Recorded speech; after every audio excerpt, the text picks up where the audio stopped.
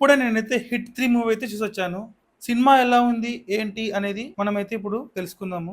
యాక్చువల్‌గా first trailer చూసినప్పుడైతే ఏంటి అసలు 'నాని అన్న ఇలా తీశాడు. ఇలాంటి ఒక కొత్త కాన్సెప్ట్‌ని అయితే తీసుకున్నాడు. చాలా బాగుంది అనైతే నాకైతే ఒపీనియన్ అయింది. అండ్ సినిమా మీద కూడా చాలా హైప్ అయితే వచ్చింది. దగ్గరలో వేరే మూవీస్ ఏవి కూడా లేకపోవడం వల్ల అందరూ ఈ మూవీ మీద హైప్ అండ్ ఫోకస్ అయితే పెట్టుకున్నారు.